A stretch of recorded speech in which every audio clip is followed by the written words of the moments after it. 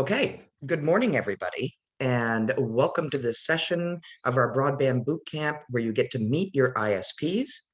And as most of you, I think, know, there might be a few new faces in here. My name is Elaine Abbott. I'm Community and Economic Development Planner with Sunrise County Economic Council, and I am joined by my colleague, Crystal Hitchings, who you may know from her previous work with the Washington County Council of Governments and Down East Acadia Regional Tourism.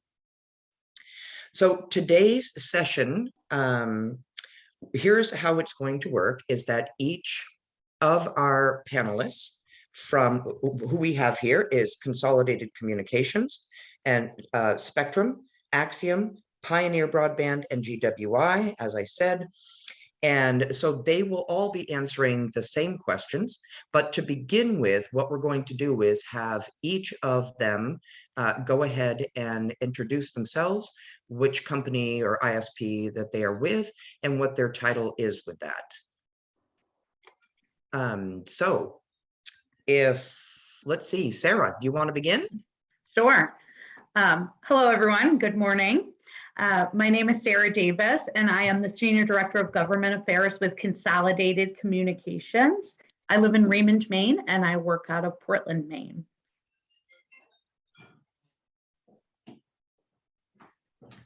Sorry about that. Hi, good morning. My name is Melinda Kinney. I'm with Charter Communications. I'm based in the Portland office. I live in Falmouth, and I've been with the company prior to Charter, was with Time Warner Cable. So I've been in the industry for about 24 years, which is kind of hard to believe. But so anyway, and I oversee the all 5 New England states for Charter. But as I mentioned, I'm based here in Portland. I'm Tim McAfee. Right. Oh, Go ahead. Yep, please. Tim McAfee from Pioneer Broadband. I'm the CEO and engineer. I live in Hodgson. Our company is located in Holton. We serve Aroostook, Washington, and parts of Penobscot County. Fantastic. And let's see, Mark.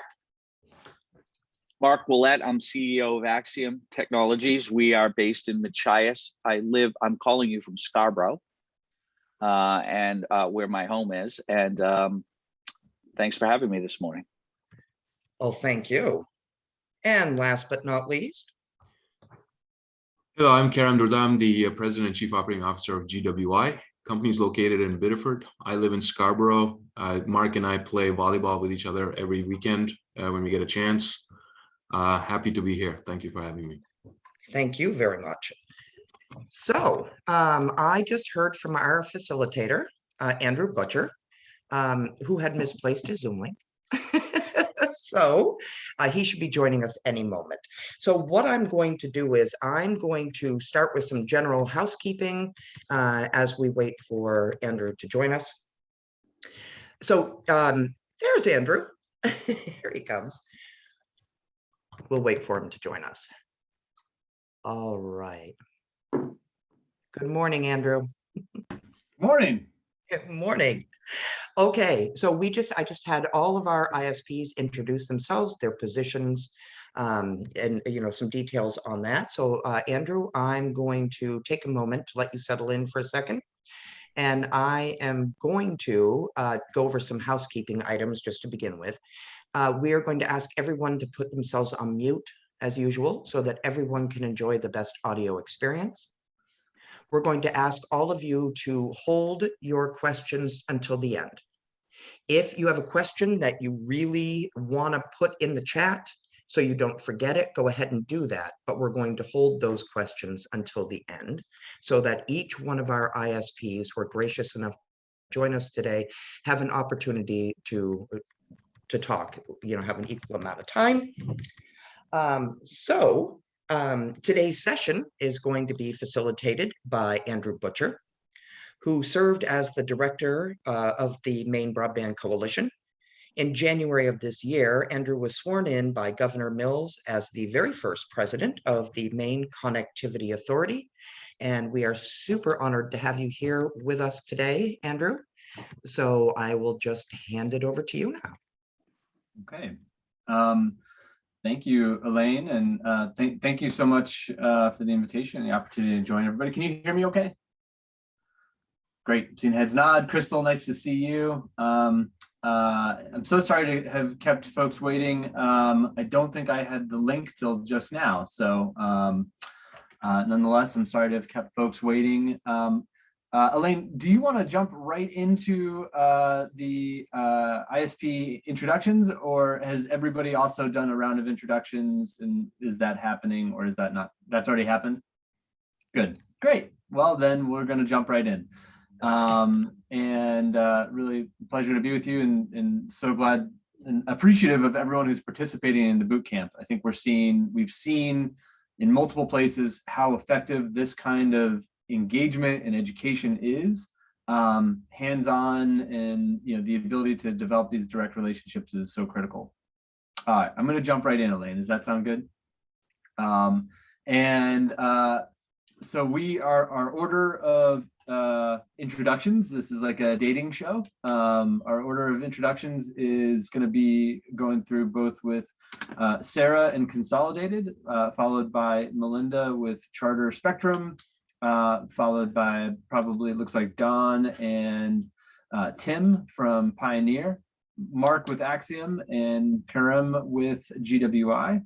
We've got a set list of questions here, which I'm just going to start and ask that as we get started with Sarah and Consolidated. As you get started in providing a brief description of Consolidated and the services offered and growing, I'm going to ask each of the ISPs to start off with a little bit of a curveball. If you could also help share, what's your favorite sandwich? I feel like that's an important lead into your services offered. If you don't mind, if you don't like sandwiches, that's kind of on you, but you can sub if you feel the need. Sarah, after you. All right. Being first and get a curveball. Good morning again. My name is Sarah Davis. I'm with Consolidated Communications. My favorite sandwich, and in honor of the day, is definitely a Reuben. So you're crazy if you don't love one of those. And happy St. Patty's Day to all of you. Consolidated Communications is an internet service provider that's been in business for over 125 years.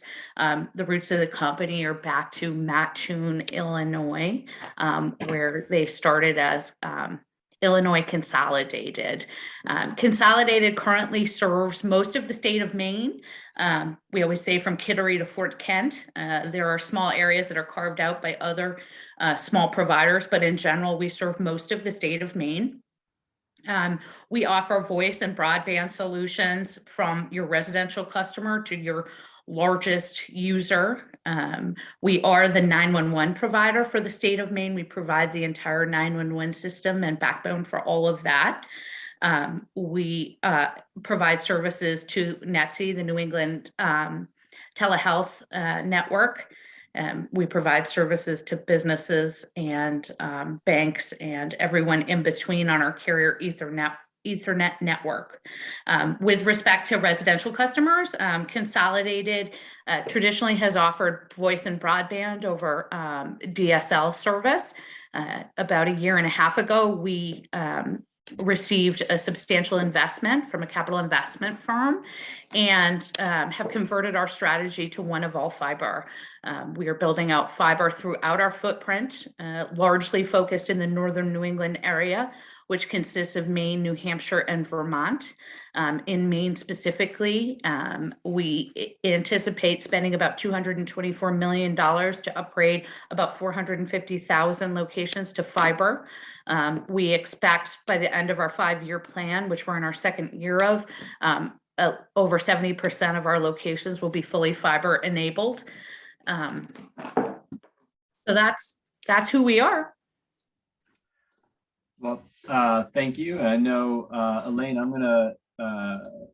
know you're going to be fielding questions as we go as well. I'm just going to keep rocking through the list that we've got here, and that, can you speak a little bit, Sarah, to relevant to the influx of investment and the goal? I think you said 70% fiber locations by, what was the year that you said? It's by 2025.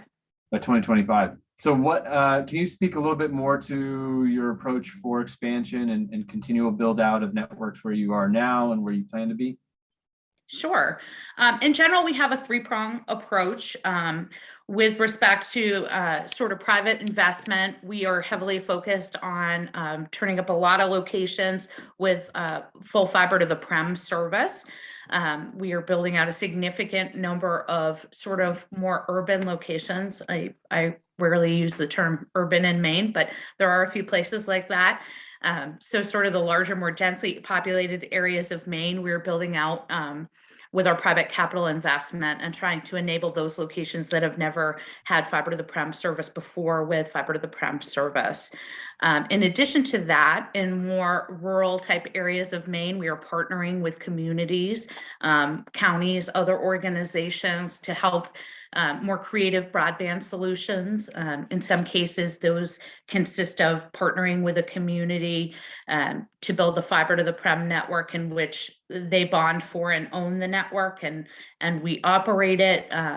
We have leveraged Connect Maine funding. We have leveraged NTIA funding, all sorts of funding sources to bring a full fiber to the premise service to the residents in towns where maybe the business case wouldn't otherwise justify us going without the assistance of funds.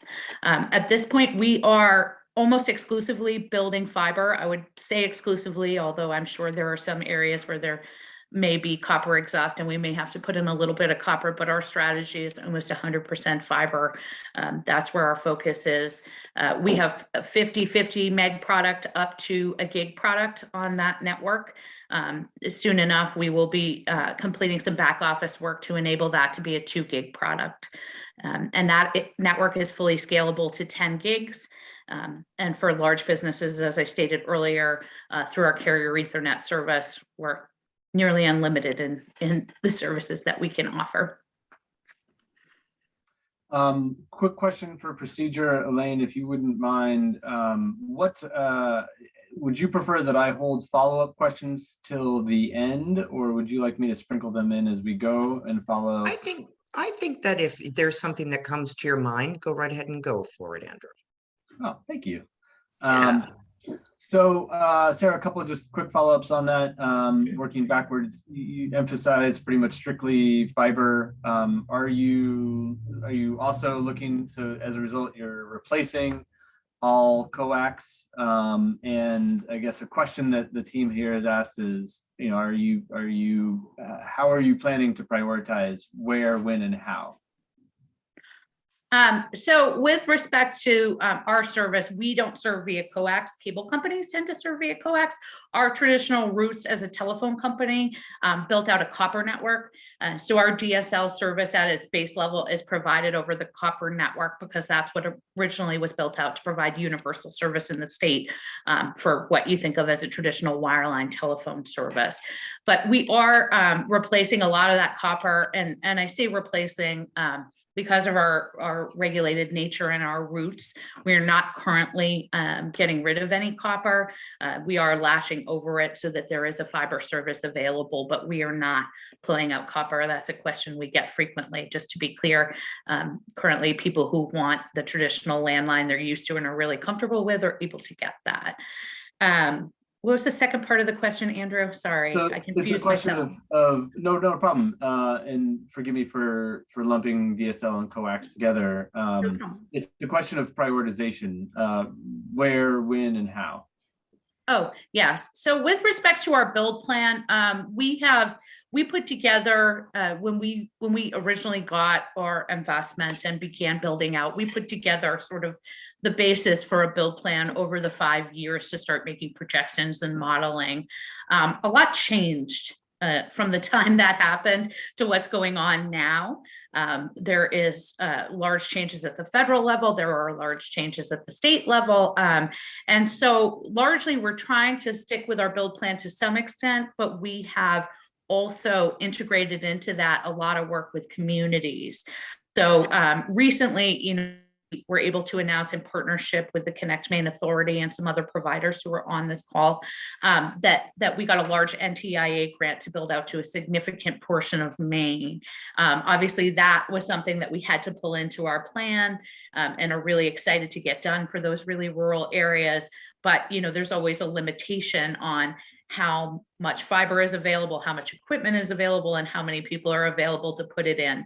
So, not everyone can be front loaded in year one. And so we have a general plan, but we leave large placeholders in that plan for partnership and rural areas. We are really committed to meeting our financial objectives in the more urban areas. That's important to the company, of course, but also recognizing that it's important and it's our obligation to make sure that more rural areas are getting the service as well. So that's a long way of saying it's not hard coded, but there's good reasons it's not hard coded, because we are very open to partnerships and find them in the most interesting places. And the NTIA is a perfect example of that.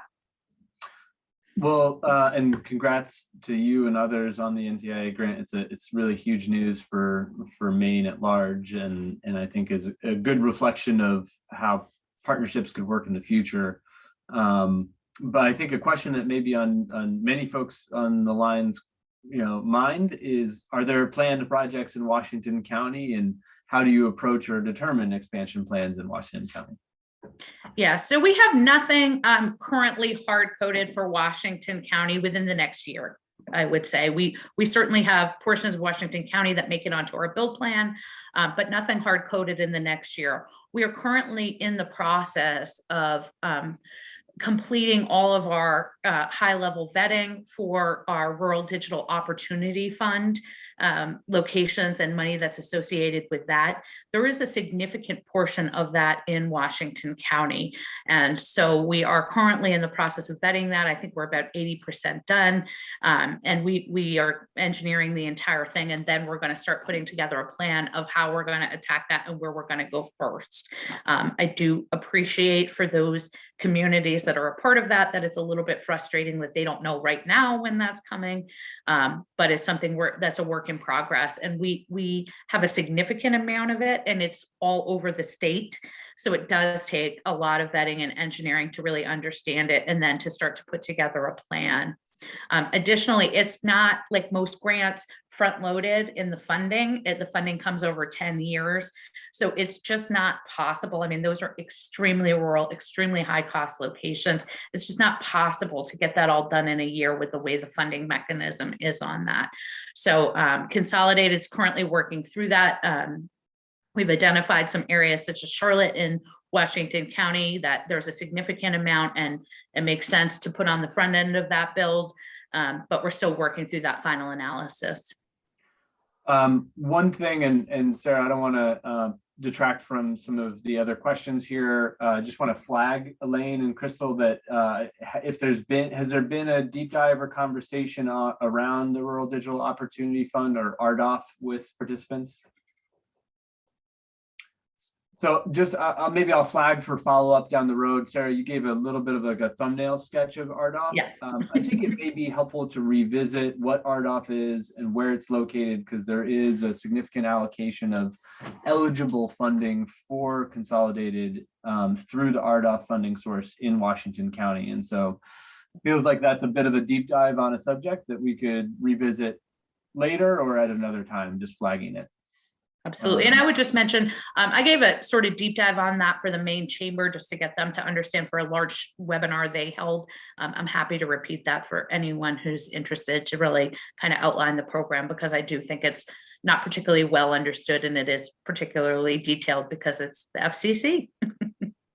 Yes.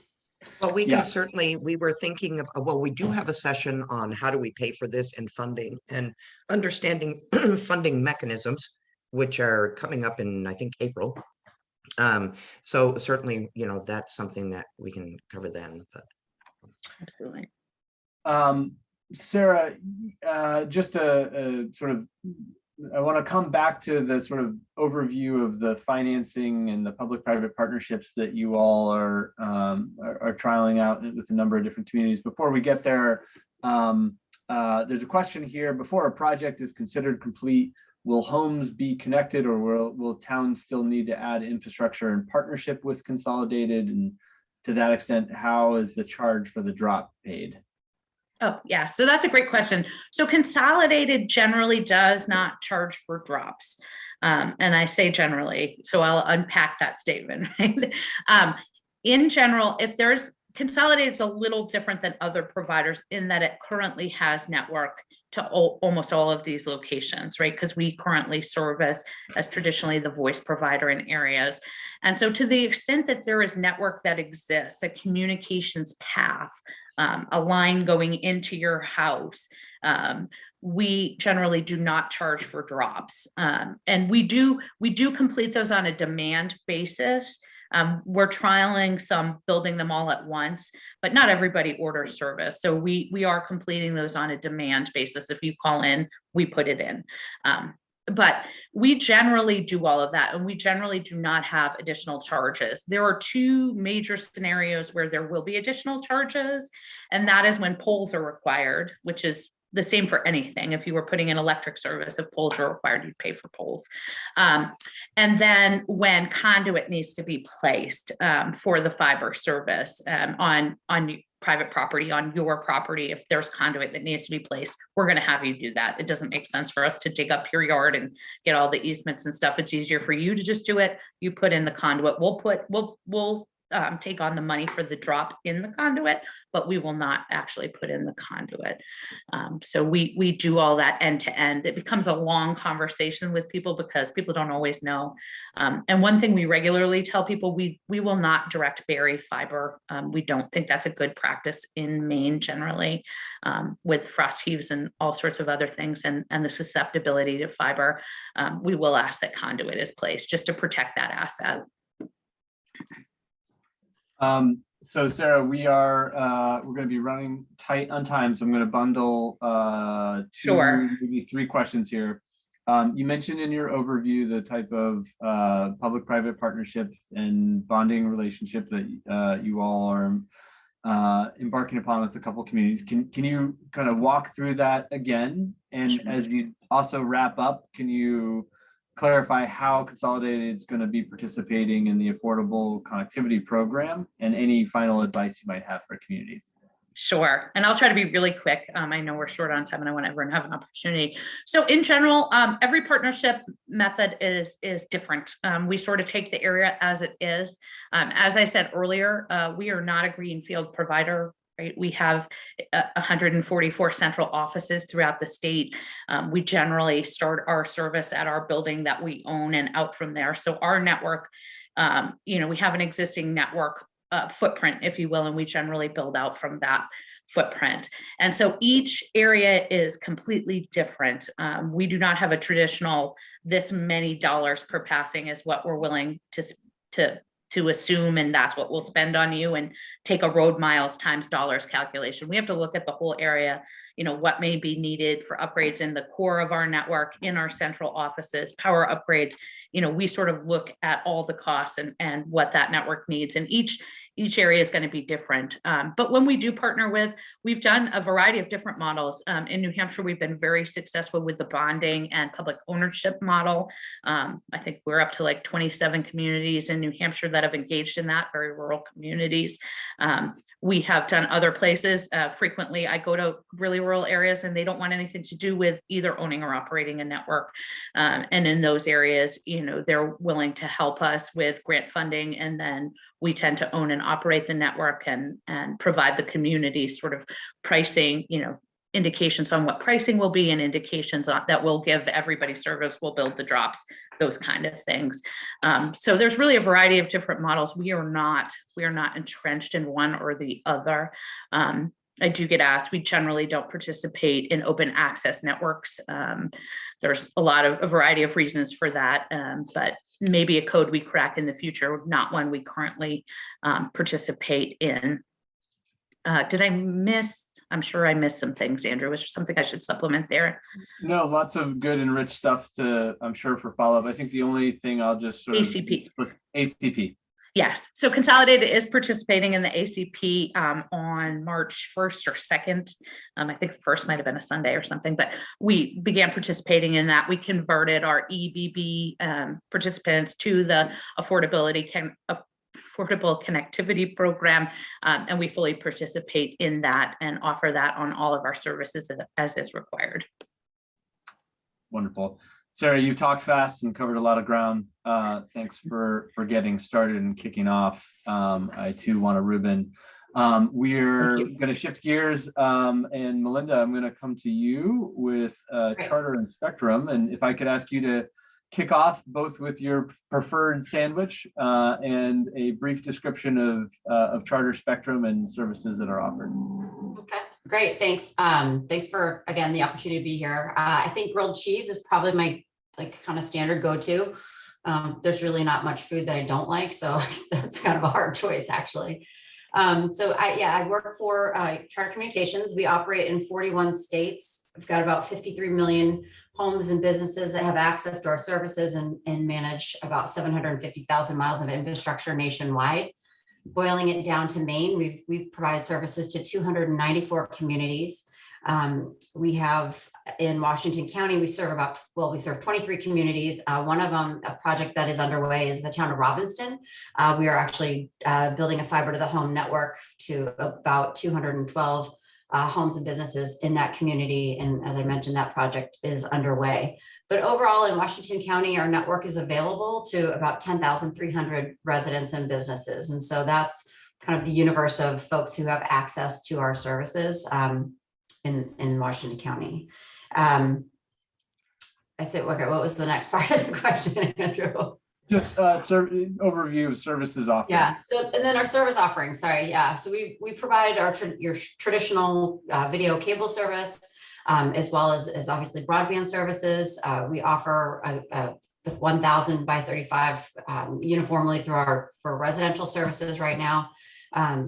We also have a mobile product, a mobile wireless product that's been very successful. And then we also have a facilities-based voice over internet protocol phone service for our customers as well.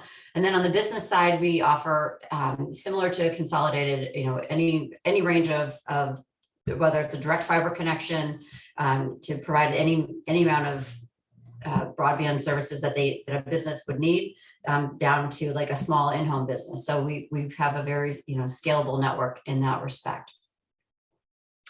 And given the size and reach of Charter, Spectrum, and forgive me, how would you prefer? I feel like some people say Charter, some people say Spectrum, depending upon their service. What should we be saying? Spectrum is fine. I mean, so Charter is the company, but Spectrum is the brand of the services that are offered. So it's similar to like Procter & Gamble owns Dawn dish soap. So Dawn dish soap it's like, that's, the name of the services that we offer. But generally, when we're talking kind of in a policy arena, we usually are referred to as, kind of the parent company for Charter Communications. But, most everybody knows us as Spectrum. You see our trucks, and everything else is branded that way. And I do want to mention too, that, while we do have a, presence from, Madawaska down to York, very similar to Consolidated as well, but we also have about 680 employees based here in Maine. And last year we actually we have a mobile call center, and we added a couple hundred new positions down to that call center that serves the United States. So definitely trying to increase and grow our, our broadband or our network of employees. So that was really helpful. Absolutely. And given size and reach, what should folks consider as far as Spectrum's approach to expansion and build out of networks, given current level of service in Washington County? Yeah, so a lot of our new builds are fiber to the home, which is great for rural areas, just because you can, the drop lengths are a lot, are a little bit more forgiving in that respect. You can go a little bit further than the traditional kind of hybrid fiber coax network is what most of our legacy network is today.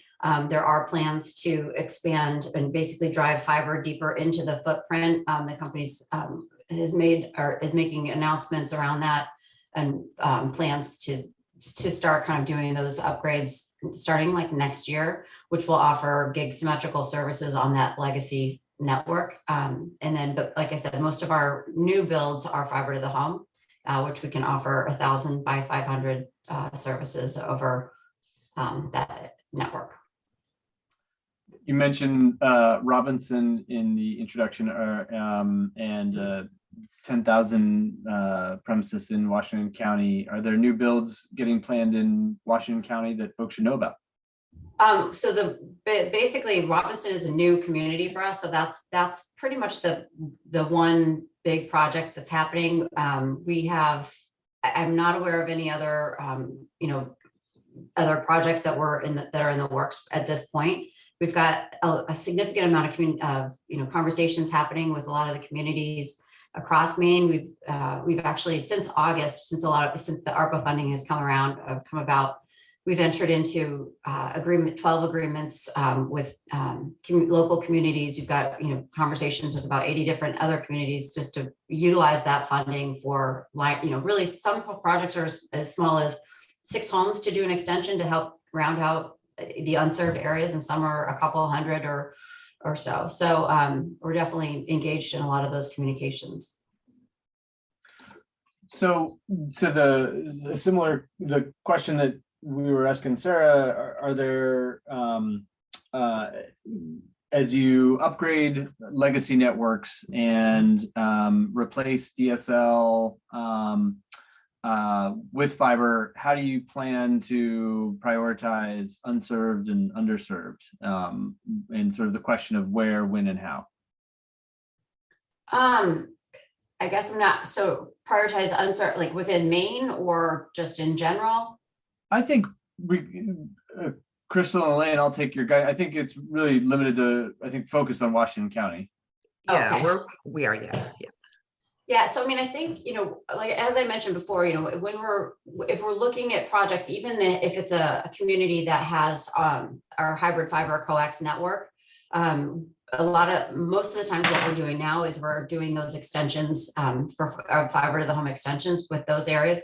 And I think as far as a priority goes, it's really around who are we engaging with in those conversations, and what communities are looking, for public-private partnerships that we can look to, help them, get service to the unserved parts of their community. I mean, I think in general, it's really based around need and engagement and interest.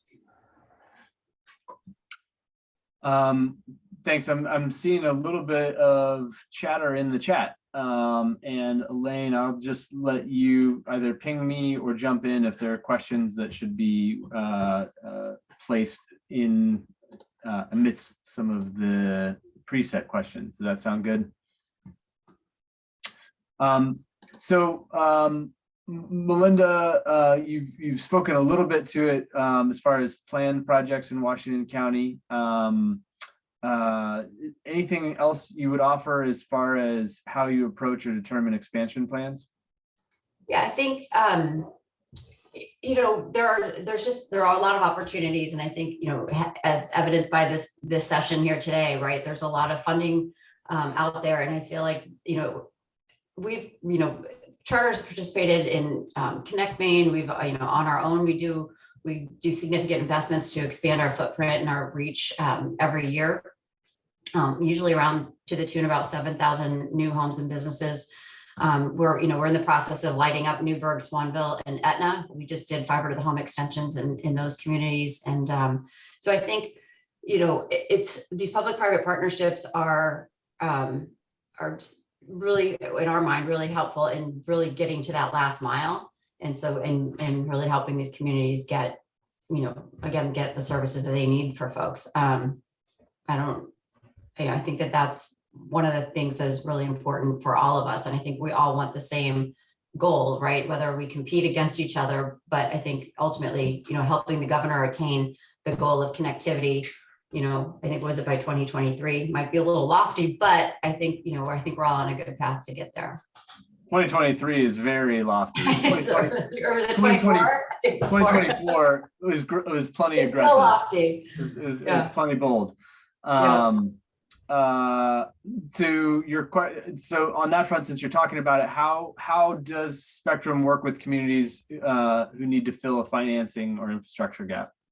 Yeah, I think, we take it on basically like on a case-by-case basis. I mean, we're really excited about the new connectivity authority coming online, and hopefully, really want to potentially seek, partnerships and applications in that space.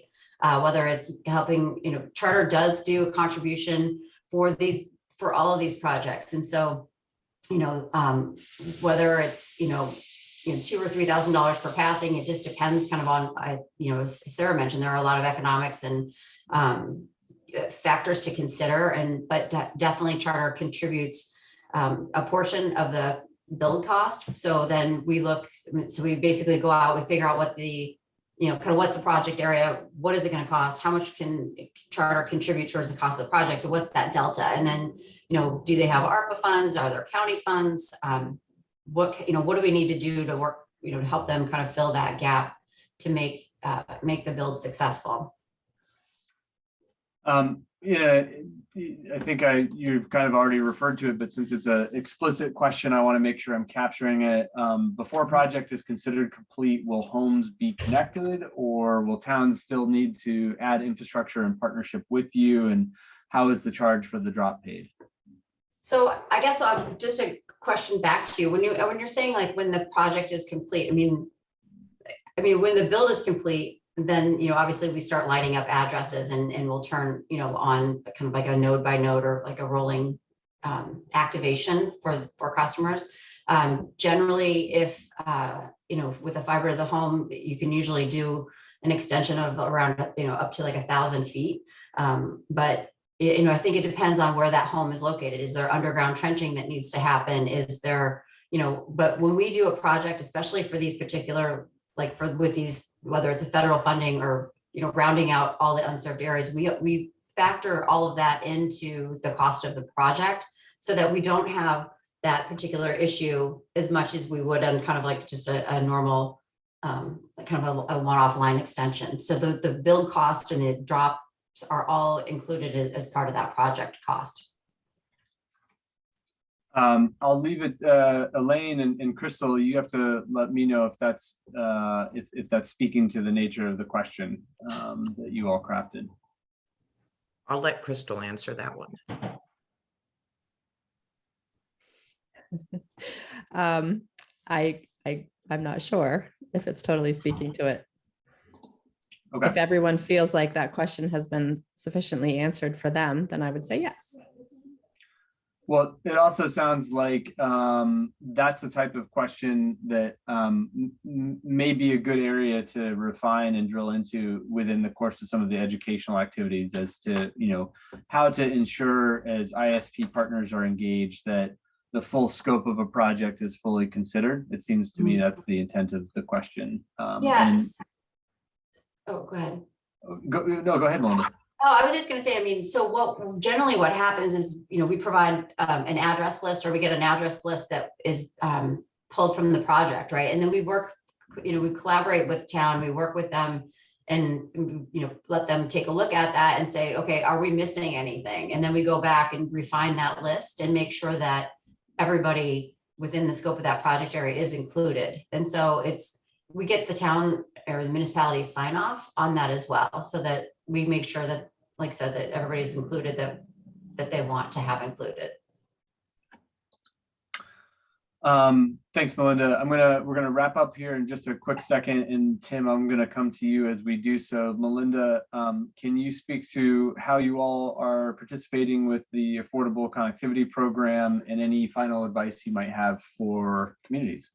Yeah, I think we participated in EBB. We are transitioning to the new program as well. We're actually getting ready to announce a $30 100 by 10 service coming in April as well. So that will help increase the speeds for folks that are participating in that program. And I think in general, as far as advice, it's really helpful from a provider. I think from our perspective, from a provider's perspective, is that it's helpful when communities have areas or identified areas of pockets that they want to have built out. And so I think the more information a community can have, and you marry that with what the provider's information, with current footprints and what we have, like it makes it a little bit more of a seamless process to get those projects lined up and put together. Melinda, as with everybody, there's just more questions that bubble that I want to drill into. I also want to be mindful, need to be mindful of time and fair to everybody. So thank you, Melinda. I'm sure folks will come back with more questions. So thank you. And Tim, I'm going to come to you. And if you wouldn't mind, as you give a brief overview of Pioneer and services offered, if you could also help us know what's your preferred sandwich. Yes, my preferred sandwich. I'm a tuna melt on sourdough guy with cheddar specifically. So it's a very important facet. And thank you for asking. Now I'm completely starving and ready to go to lunch. Let's see here. So Pioneer Broadband, we started as a fixed broadband wireless company in 2001 as a way for our parent company to connect all of their insurance agencies together without spending as much money as we were spending for, at that time, some 9.6K DDS lines that were connecting them all together. So out of that interest, we created the fixed broadband wireless network, had some extra bandwidth, and decided it was time to share that with our commercial customers and peers. And after that, we realized that there was a residential issue, and we were one of the first broadband providers, if you can call it broadband at that time, was 128 kilobit per second fixed wireless connection. Before some of these communities received DSL, we were the first provider in these areas. So we're pretty proud of that starting. But now, since 2011, we're strictly a fiber optic company. We're phasing out all of our existing wireless and DSL facilities. By the end of 2025, we will have none of them left. There will only be fiber in our network. So we have some towers and some fixed wireless customers for sale, if any of you guys are interested in buying them. And all the DSL will be changed over to fiber optics within the next 3 years. So that's kind of our take on things. I have a little definition of broadband that I like to share when I talk. Everybody talks about broadband being about speed, and my definition of broadband is a networking connection to a structure that's both fast enough and reliable enough for the consumer's quiet enjoyment. So when you look at your connection to your home or to your business, if you don't have to complain about it or have to do anything special to make it work for you, that's my idea of broadband. I think that's like kind of utopian, but that's kind of what we strive for. We are strictly a small town company. We're less than 6,000 customers. We serve portions of Aroostook, Washington, and Penobscot. We have in-house construction teams. We have 2 of them. We have in-house splicing and testing teams. We have in-house designers, fiber optic network designers, trained in Vetro Fiber Map, ArcGIS, and some CAD. And that's all done right here in Houlton. And we have some workers that are from other parts of the state. We have folks that live in central Maine, but work on our construction crew and travel all over the state. We're solely a Maine business. We don't work in New Hampshire or Vermont or New York.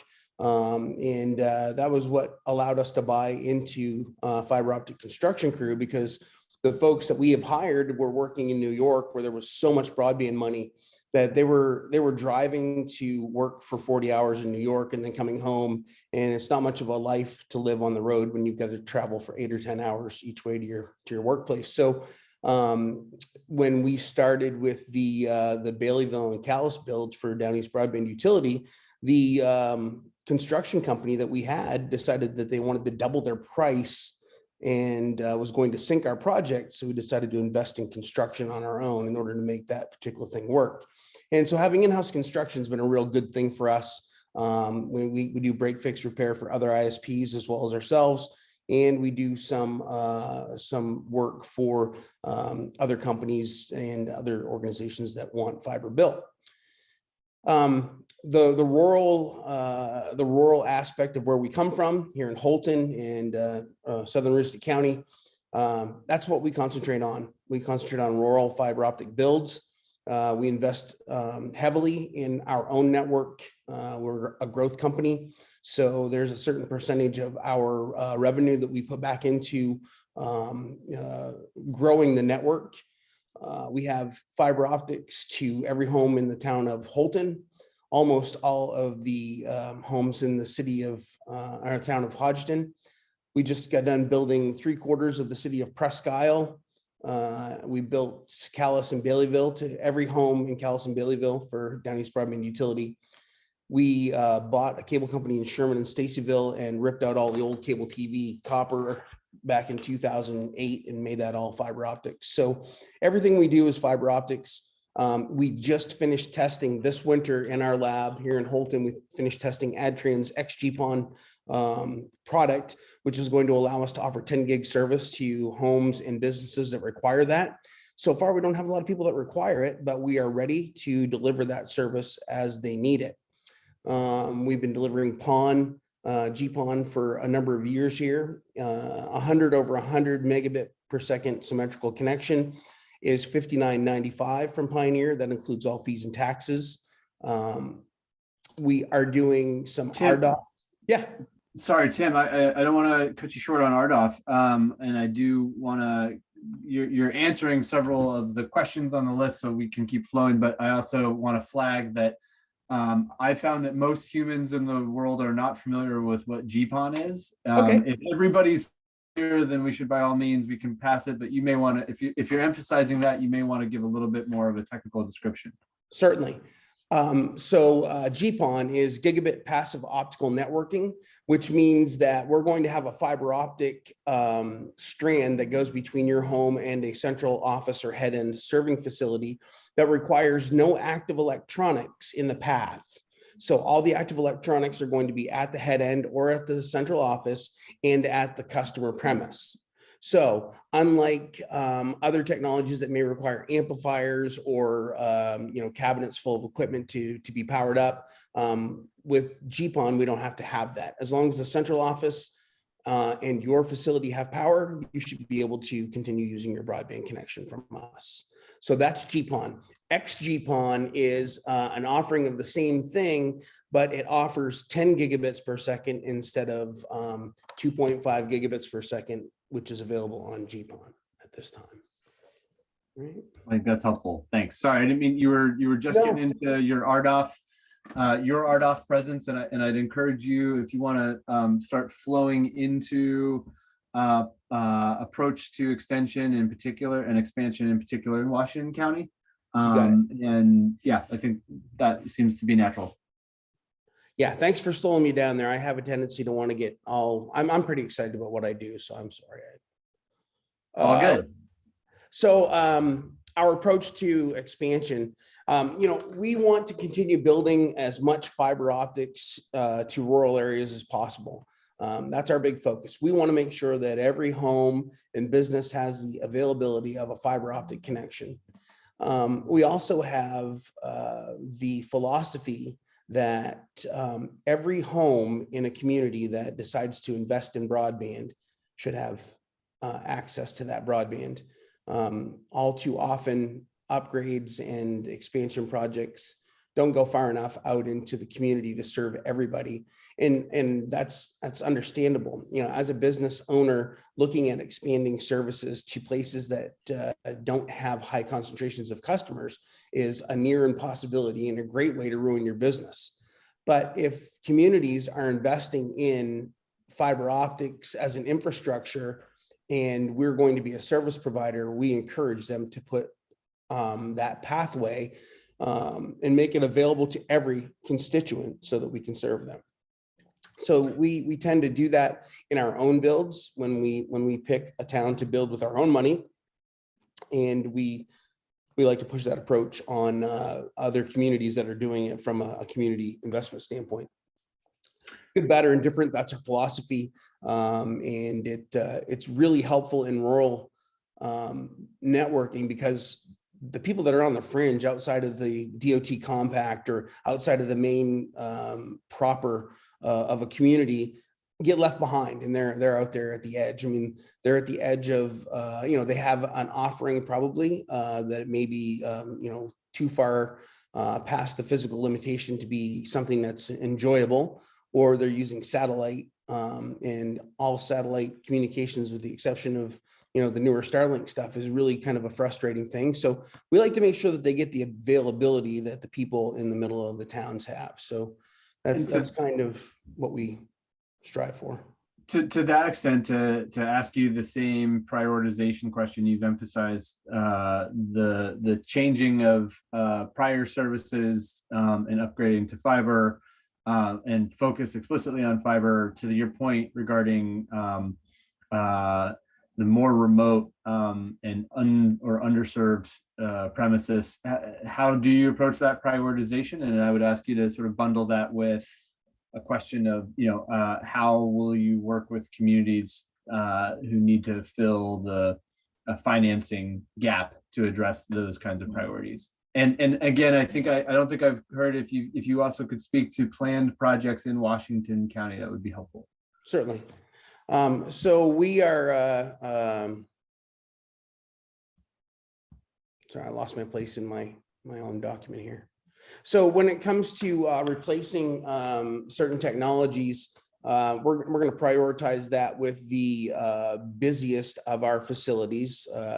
We have some DSL concentrators out in the field that have, several hundred customers on them that will be converting to fiber optics first. And then the wireless facilities that we have, most of them will not be being converted to fiber optics unless we're able to get communities to invest in a community network, or if there's a grant available for those particular locations, because they are so high cost. Actually, they're so high cost that I have a hard time believing that we would find a grant that will suit them. Some of these places are pretty far flung. But with RDOF in the mix, RDOF has some pretty far-flung locations that we have been able to capture about $5.5 million worth of that RDOF service revenue, which is support revenue given to us on a monthly basis over 10 years. And lots of people like to think that that money is money that we've made and is one big chunk, and we're going to just be able to fly off to Hawaii and enjoy a couple months of bliss. But the truth is, we're going to spend close to $7 million, $7.5 million just to build what the FCC wants us to build over that 10-year period. But we're hoping that our calculations are right, that the revenue that we receive off the new customers that we acquire as we build will help us at least break even by the end of that 6-year build cycle that the FCC has us working within. So in Washington County, we have one RDOF territory in, actually it's 2 small RDOF territories in the town of Crawford. So that's what we're concentrating on right now, is to get some of these RDOF things done. They're all designed. We're now submitting poll applications for these RDOF locations. We started with a couple in Aroostook County here, but we are submitting poll applications every 2 weeks so as not to overwhelm the telco and the elco with applications. But we have 280 miles of RDOF fiber to build in 6 years. So we have a pretty constant schedule of fiber to put up and a lot of applications to process. As far as other Washington County builds are concerned, we're working with DBU right now, the Down East Broadband Utility, which is an open access dark fiber network. Currently in Calais, Baileyville, and Alexander. We are the construction, we won the construction bid for those particular jobs.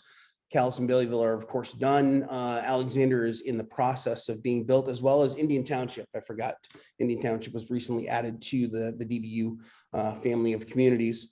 And Princeton was just added to the family, but has not scheduled construction yet. I think they're waiting for the Connect Main Authority grant process to be done before they pull the trigger on their work. So we're working with Cooper. We're working with the town of Charlotte.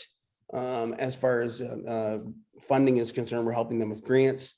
As far as filling in gaps where towns or communities don't have finances, our board is willing to look at ways to help finance. We look at them individually. All these cases are different. Some things we can help out with cash. Other things we're going to help out in other ways. One of those ways is drops. Pioneer is a company that chooses to pay for the drops in an open access dark fiber network like DBU. We'll pay for the drop. It becomes the property of the network owner by way of the pole attachment agreements, but we will pay for those drops. And then if for some reason we lose that customer and have no need for that drop, the arrangement that we have with the Down East Broadband utility is to get a pro rata reimbursement for that drop. So if it costs us $350 to put up and we lose the customer in a year, there's a prorated amount that DBU is going to give us in order to maintain the drop on the home for the next provider to come along and use it. Is there a drop? Does that drop relationship exist beyond towns in the DBU, or is that a uniform? We've never exercised that with any other arrangement. Any other fiber optic network that we have is ours, so we put up our own drops anyway. As far as drops are concerned, we offer a free drop to anyone that's within 1,400 feet of our serving access point. So if they're within 1,400 feet of an access terminal or a splice case, we give them that 1,400 feet. Anything beyond 1,400 feet, we require them to license the poles at their expense. We'll license them at their expense, and then we charge them a per foot fee for everything after 400 feet, at 1,400 feet, I'm sorry. So we go a little bit longer than the other guy because I think that we realize that there's got to be something that sets us apart, and we're willing to go a few extra feet in order to bring a customer on, so be it. Also, our price hasn't changed since 2016. We've been a $59.95 company since 2016 for 100 meg over 100 meg. But our RDOF offering at a gig over a gig is going to be $59.95. So we may be shifting our price model going forward. On price, and I will ask just if you can respond quickly within the next minute, and then Mark will be coming to you next. And again, I'm sorry, the 15 minutes is so tight for everyone. Lots more questions I know are bubbling, so I know we're moving quick, and I appreciate everyone's patience with me. Tim, if you can just speak to on the pricing front, how you plan or are participating in the Affordable Connectivity Program. And any final advice for folks? So we've been participating with EBB since its inception, and thusly we've migrated all of those folks over to ACP. So we're working with them to make that migration happen. And we publicize that on our website and our Facebook page, as we're required to do, for people to understand that. I have to admit, it was a bit disappointing that EBB went away and the amount of money that was available for folks dropped to $30, but it's better than nothing, I suppose, and it does help. As far as as far as my advice to communities and looking at communities, I'm a big fan of identifying a problem and then putting forth a fix, and that's why I look at DBU as a success in that model, where these two towns got together and said, we can find the money if somebody can build it. And they didn't have a very easy time finding people that wanted to build an open access dark fiber network. And then when we were able to do that for them, they realized that was exactly what they needed. And we did too. It's something that I believe that if you've got a problem, identify the problem, set forth a plan. Communities, all too often that we are involved with, tend to want to wait for that one mega super grant that's going to pay for their whole build. And it doesn't always exist. I mean, there's stuff out there from NTIA and from USDA that are that kind of thing, but they're not the norm. It's not something that every community in the state of Maine is going to be able to take advantage of. So my advice, step out in faith, take a shot at upgrading your infrastructure as infrastructure. If you consider your fiber optic network as infrastructure, like water and sewer, You really don't want a private entity owning your water and sewer or your roadways. Why would you want them owning your telecommunication pathways, which is now so quickly becoming a utility as we know it in this culture? It'd be a great way to give everybody access to the same level of service and give providers a level playing field, and really open up an arena where competition becomes based on price and customer service instead of product and service availability. Well, Tim, appreciate those final comments, and certainly thanks for the overview and the sharing of information. I just will flag as we change gears to Mark. What a delightful array of companies and services that we're able to talk through today. So I think this is, while we're moving fast and furious, this is we're getting a very good snapshot of some of Maine's, a diverse array of service providers. So appreciate it, Tim. Thanks for going through quickly. Thanks. Mark, I'm going to hand to you as you give an overview of Axiom and services provided. If you could help us know what's your favorite sandwich. Chicken salad, not even a question. Come on now. And but I like it a little mixed up with Miracle Whip. I'm a old school Miracle Whip kind of guy, so that's not for everybody. Anyway, and I do like Anadama from Standard Bakery to put on that, and backyard tomatoes, the backyard tomatoes. So there you go. That's as good as it gets. I'm Mark from Axiom. Many of you in Washington County know our company. We currently serve a few hundred wireless customers pretty poorly, not very well, with pretty difficult service.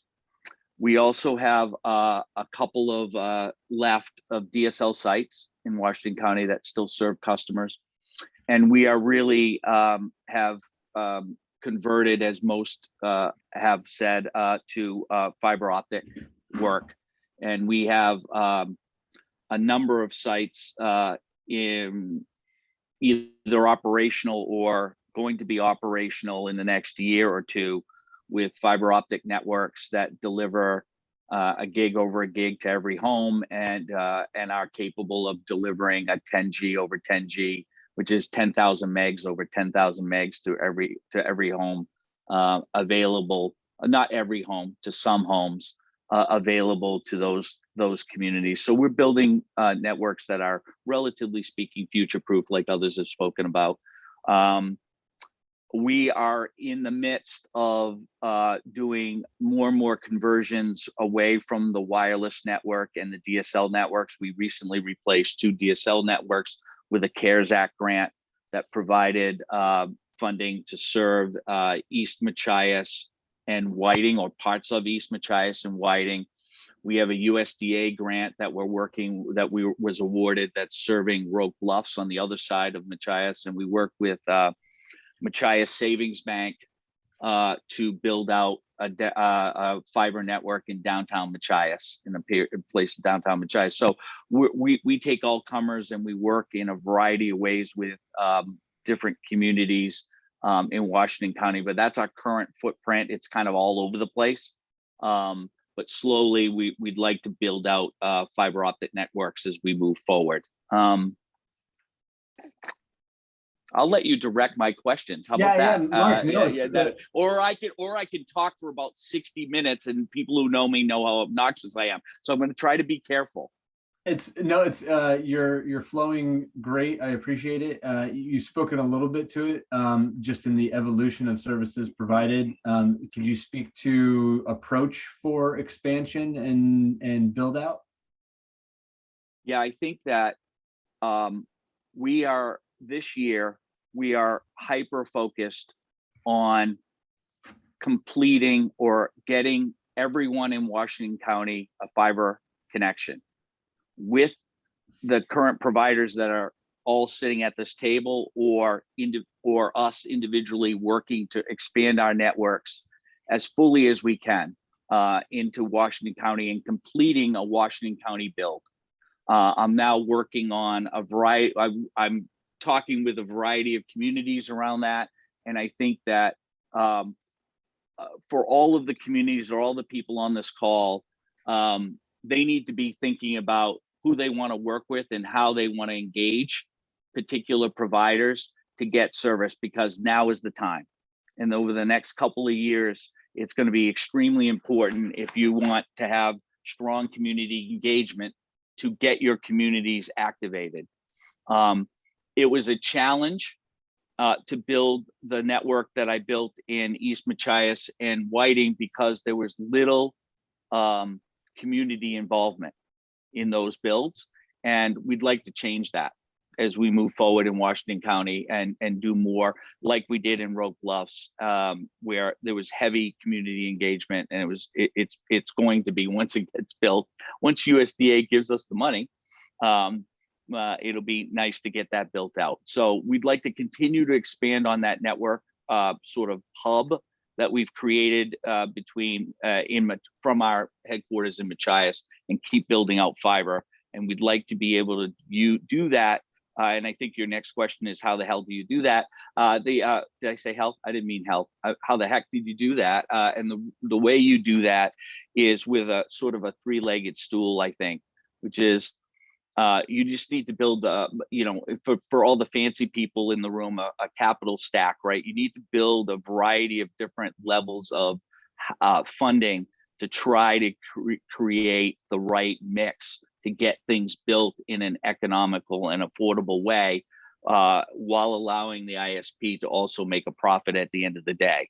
And the way you do that, I think, and the way we work with communities, engage with communities, is to combine or mix a combination of local funding, of low-cost loans or low-cost municipal bonding, and a grant from the state or the federal government, all blended together to get people built out. We're 100% build company. We like to build to 100% of the towns that we enter into. That's not always, that's typically the case. And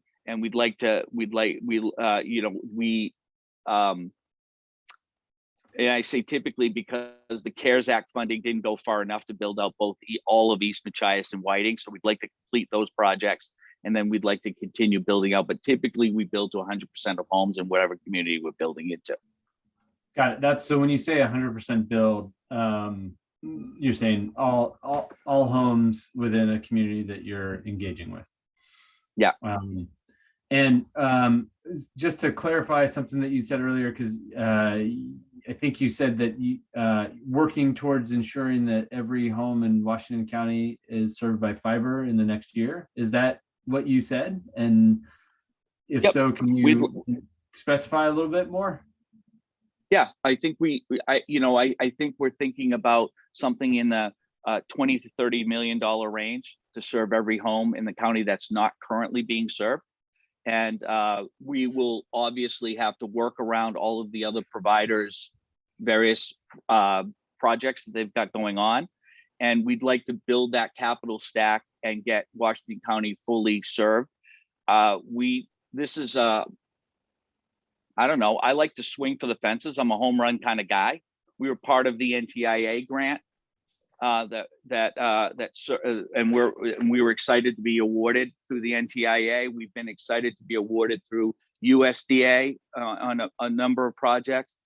So we're used to working in ways that try to really leverage all of the funding sources out there. And that's what we're thinking about. And we're also thinking that in that environment, we may be able to bring in, and we're working with a number of private investors who might come in and help. So our claim to fame typically in a small community is, a small town community, is that we like the municipal ownership model typically. And that's all of our current builds are all municipally owned, in which we then lease the fiber back and pay a revenue return back to the town, so that they have no impact or very little impact on their taxes. That's what we've been working on for the last couple of years, and we've found some great success. just what I have in the pipeline is going to grow us 15 times over the next 2 years. So we're going to get bigger fast. That does not mean we're going to be big. We're a small company. So it's relative, but it's we're going to go pretty good with the projects we have already in the pipeline. And we really, because our roots are in Washington County, we really like to see Washington County built out. So relatively, really, my next focus is completely on Washington County. We've already started to do the analysis and trying to do that. So we'd love to partner with communities, love to work with you in ways that you would like us to be working with you. But one way or another, we'd like to be able to get it done. And whether we do that privately or whether we do that in public partnership.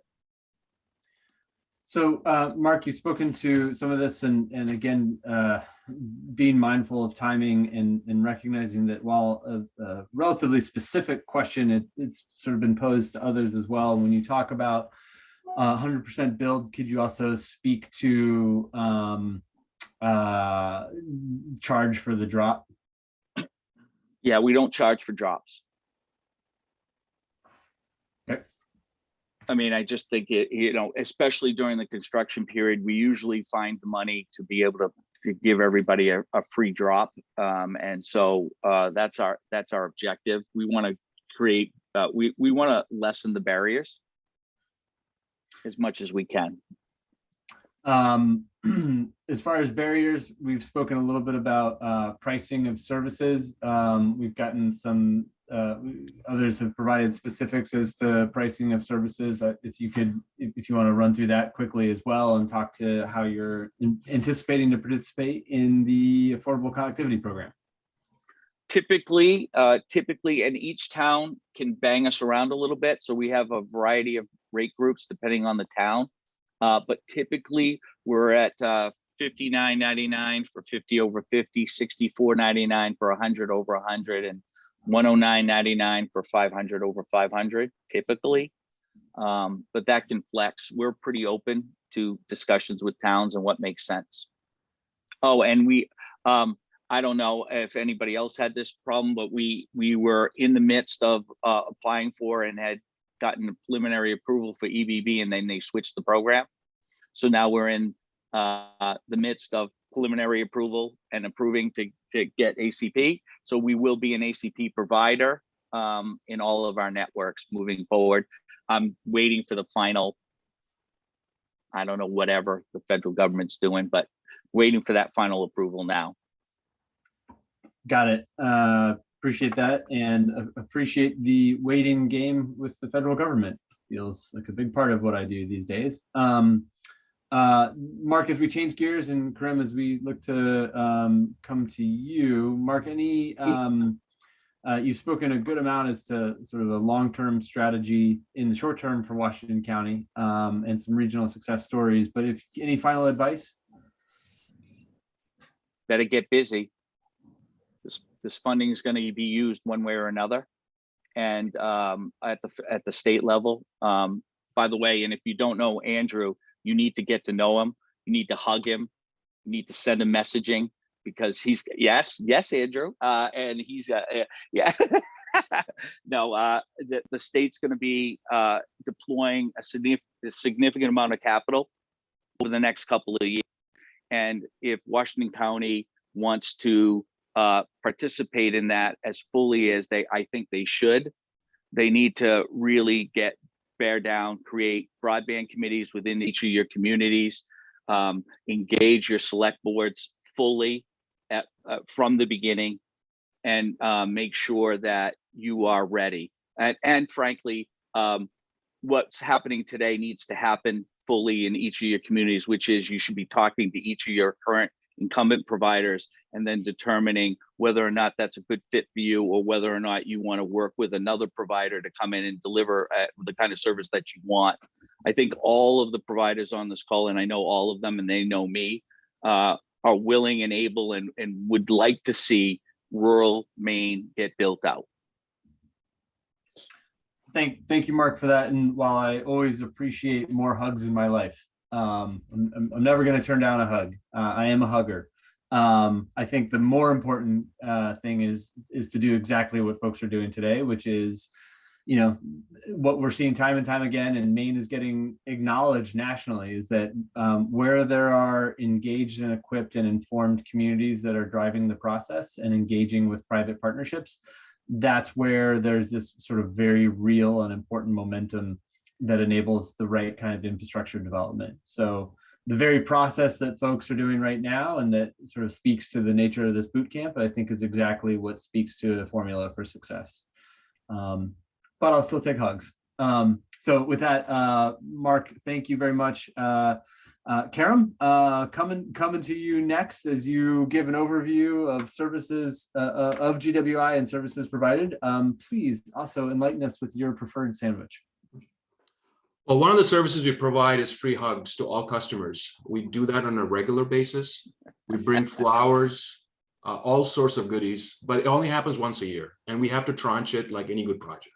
So Yeah. just putting it out there, just putting it out there. And there's only so many people, so we have to just do a lot of time analysis on how many people we could give out for hugs. But I digress. In a good way. Sandwich, chicken salad. However, it has to have cranberries and walnuts. That's essential. Regular chicken salad with celery, not cutting it for me. Put a little walnut, put a little cranberry, you're off to the races. In terms of who we are, we are a all fiber devoted maniacal company. We've been around for 26 years. We're headquartered in Biddeford. We were responsible for the funding that generated the 3-ring binder for the entire state of Maine. We're the company that ended up resulting in every school and every library having a fiber connection in the state of Maine, which at that time was first in the nation. And I believe it still is. So our DNA is very, very rooted in making sure of 3 things: ubiquitous, universal internet service to all. We believe that internet is the human right of everybody, bar none. Second, we believe in open access and competition. We believe that's the fundamental root for progress and long-term sustainability. So when we look at scaled partnerships and we look at scaled buildings, we are looking at being able to partner up with good people and good projects where we can do it all. And we'll talk a little bit more about what it means by doing it all. The third thing that's really important to us is we are the only telecommunications carrier in the United States that's a B Corp. And what does that mean? It means we're not just driven by profit. We're driven by doing good for the planet, for the community, for our vendors, for our partners, for our employees, and our shareholders. So it all comes together in one place where all those decisions are made with understanding that those are the contributive elements for us to make a good decision.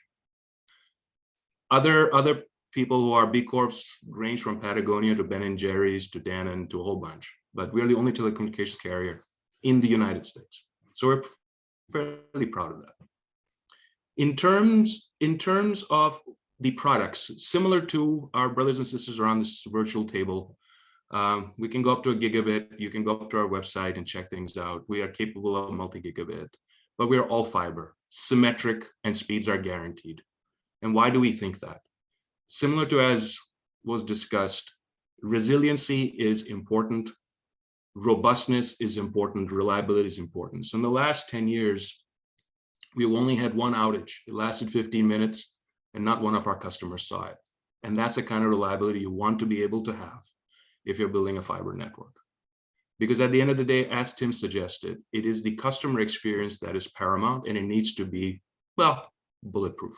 So in terms of our experience with funding, and I'll go into that a little bit here. We're veterans of the NTIA funding, the USDA funding, the Connect Maine funding. As Mark also talked about, this whole idea of capital stack, where you have your own funding or can work with finance partners like Tim mentioned. Those things are important because there is no one solution for everything and everyone. It is a question of putting the jigsaw puzzle together in a judicious, prudent way. And so when we look at projects, we're looking at scale, because when you have scale, the jigsaw puzzle tends to come together a little better, especially when you're coordinating with partners, especially when you're doing open access and want other people to compete together with you.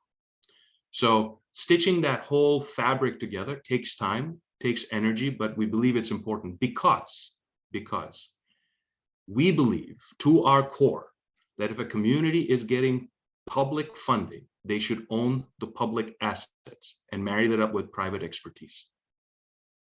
That is the bottom line. If you are getting public funds married up with private expertise, and make it happen.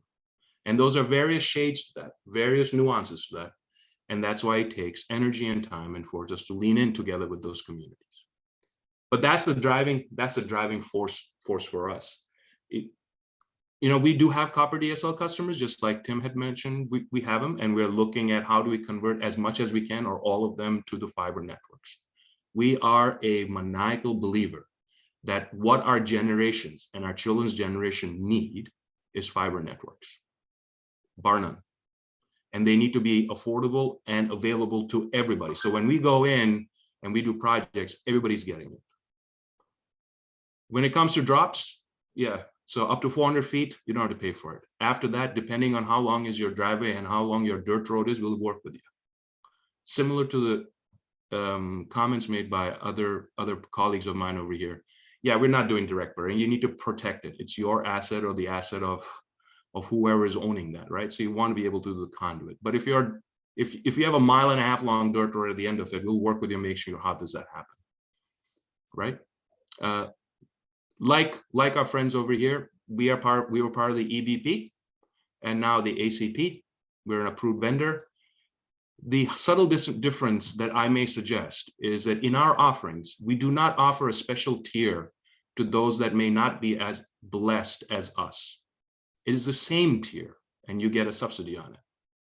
So we just do not believe that just because you are financially not in the same position as us and you're in a low-income household, they should get a lower tier. We just do not. So you'll get the same fiber service, symmetric and guaranteed, no matter who you are. And thank you to the federal government and all the efforts that were put in by the state leaders and by our congressional delegation. Now, every of those households qualifying will get $30 off their bill, which is amazing and great. It's amazing and great. So that's the sort of the intro that I'll go for you. All right, not too bad. Only an hour and a half, and I've only had to unmute myself once. Your intro covered a number of the questions that we've outlined. One question not so much addressed specifically as relevant to planned projects in Washington County, and how do you approach or determine expansion plans? Right. That's a great question. So as a provider, so we provide internet and voice. And in terms of projects we have done, the larger projects, for example, we have done, so we're all over Maine, but in the recent past, we've also expanded in Vermont, and we have 2 very, very large projects there, which are a total of about 60,000 passings and about 3,000 miles of fiber. When it comes to Washington County, I want to echo what Mark is saying and what Tim is saying. You want to do a large project. You want to do a large project because you want to get in front of the logistical challenges that may come in if you're on the smaller side. And that means hard work. It means collaborating with the communities and everybody, just like Sarah talked about, just like Melinda talked about. But in scale lies efficiency. In efficiency lies speed, and in speed lies accessing all that capital stack. And so when it comes to Washington County, we at the current time are enormously interested in seeing where we can partner up with others to be able to do things in scale, because we just can't do it just by ourselves. It also is a function of understanding the timing and understanding the mechanics of the federal or the state funding coming in to the main connectivity authority or through other means, right? So what are those requirements? What is the timing of that? So if we can get our arms around it, which I'm sure we will in the next months ahead, and if we see that by collaborating and corroborating with partners that you can do a large project, then we are all in. And I admire Mark's swing for the fences because I think it's right. Washington County should think about Washington County as a project. The efficiencies of scale you can get, as Tim also mentioned, when it comes to ordering, construction, design, are orders of magnitude better if you're trying to go piecemealing. That is a reality of life. With $44 billion being channeled into the entire country, we need to get smart about it. And you need to get ahead of the ordering. So here's an example. The entire state of Vermont, which is comprises of utility districts, 6 months ago put in an order for fiber 6 months ago for the state's phase 1 project for all utility districts. They're getting their fiber as of July. They're not waiting 14 months for it. They're getting it. That's an example of bulk purchasing power that Washington County can potentially do. There are bills, as Sarah has, as Melinda has, there are bills that are already happening. So if you're doing a large project, we need to collaborate and corroborate with them and use each other's networks as best as possible. So you're not going toe to toe and confusing each other. And that takes communication, transparency, intent. But again, in scale lies freedom, the freedom to make decisions appropriately. So that's the way I would answer our focus on Washington County.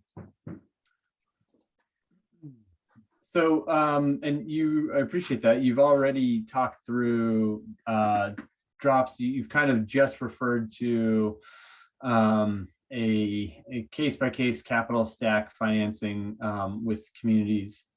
You've referred to the Affordable Connectivity Program and some long-term strategies in Washington County. And we are at 11:30, which means that we've hit the mark as far as our timing. Before we do fully wrap into sort of I think a more free flow space for questions, Elaine and Crystal. Karam, any, you I think just sort of touched upon it, any final advice you would offer for participants? What I would offer is what we offer to the rural communities where we have done projects like Islesboro and so on and so forth. It is lean in, get empowered, access knowledge, don't be afraid, and think long-term. Do not think in 5-year increments. Think in 10, 20, 30, 40 of what you are going to do for your kids and their kids. So access information. There is a ton of resources that the Maine Connectivity Authority and Connect Maine has. Take your time judiciously, but be urgent about it and be on the front foot. Learn as much as you can, lean in, and make a decision that you're going to be proud of in about 5 to 10 years. So don't take any shortcuts. And collaborate with urgency.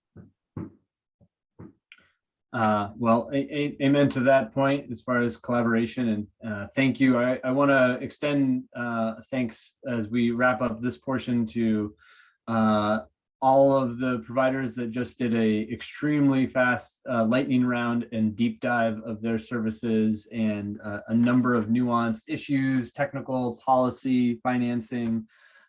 We've covered a pretty significant amount of ground here in a short period of time, and I just want to extend my thanks once again to all of you for participating, and thanks Elaine and Crystal for the opportunity to join the conversation in this capacity. I know there are a number of questions that are bubbling. Elaine, I'll hand to you, and one thing I'll just put out there, I know this group has probably spoken a good amount about the Connectivity Authority and Connect Maine. If it would be useful for me to talk through our relationship and the distinction between the agencies, I'm happy to do so, but if that's ground that's already been covered, also happy to cede it to any further questions that folks have. I think the idea of connecting the two would be a good idea. So we do have some of these, we tried to put these boot camp sessions in a logical order, but it would be a great segue, Andrew, if you have a few minutes to explain to our attendees the relationship between the two. Yeah, I think it's good. I think it's also for the ISPs who hopefully feel clear and up to speed as well to hear and get as well. And I think it's an important one. And shout out to Krista, Thorpe, who was here. She had to leave. She had to jump to another meeting. There's a very nice blog that the Island Institute published, I think this week, that sort of reflects on it a little bit as well. And I think it's worthwhile just highlighting conversations like this, especially since Karen just emphasized the two organizations as well.